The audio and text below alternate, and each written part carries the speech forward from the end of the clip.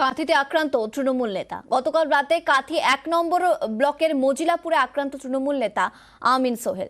তার গাড়ি লক্ষ্য করেও হামলার অভিযোগ। দেখুন গাড়ির কাঁচ কিভাবে ভেঙে গেছে সেই ছবি দেখাচ্ছি আপনাদের। বোমাবাজিরও অভিযোগ উঠছে। তৃণমূল নেতা আমিন সোহেল কাঁথি ১ নম্বর পঞ্চায়েত সমিতির বিরোধী দলনেতা। কাঁথিতে আক্রান্ত তৃণমূল নেতা। গতকাল রাতে কাঁথি ১ নম্বর ব্লকের মজিলাপুরে আক্রান্ত তৃণমূল নেতা আমিন সোহেল। তার গাড়ি লক্ষ্য করেও হামলার অভিযোগ। দেখুন সেই ছবি আপনাদের সামনে তুলে ধরছি। বোমাবাজির অভিযোগ এবং গাড়ির কাঁচ কিভাবে ভেঙে গেছে, কিভাবে ক্ষতিগ্রস্ত হয়েছে দেখুন সেই ছবি।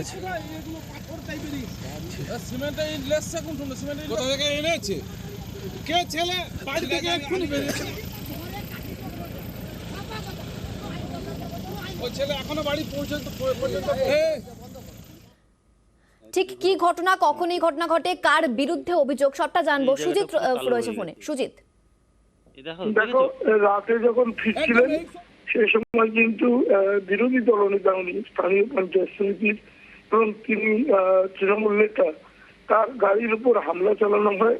শুধু হামলা চালানোই নয়, ভাঙচুর করা এবং রীতিমতো বলা যায় তার উপর যে আক্রমণ, তার সঙ্গে থাকা সকলের উপর দূর থেকে প্রথমে ইট ছোড়া হয় এবং পরে একবারে কাছে এসে একদম দুষ্কৃতী যা বিরুদ্ধে অভিযোগ, সেটা বিজেপির বিরুদ্ধেই অভিযোগ করছেন তৃণমূল নেতা। ইতিমধ্যেই তিনি বলেছেন টেলিফোনে কাঁথি থানায় অভিযোগ জানিয়েছেন।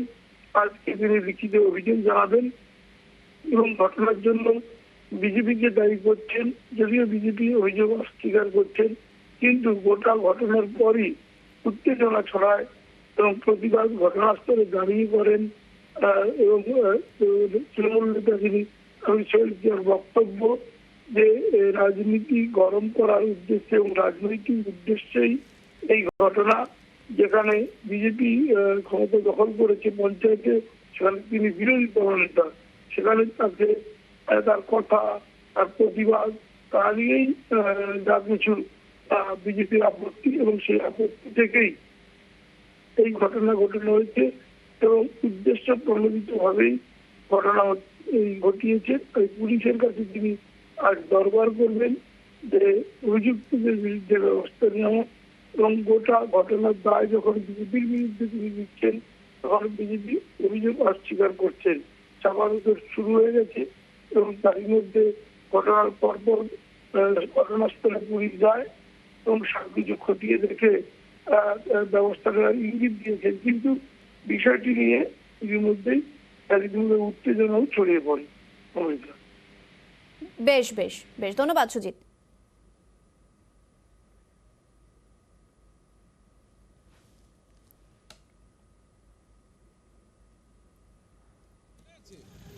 কে ছেলে বাড়ি থেকে এক্ষুনি বেরিয়েছে।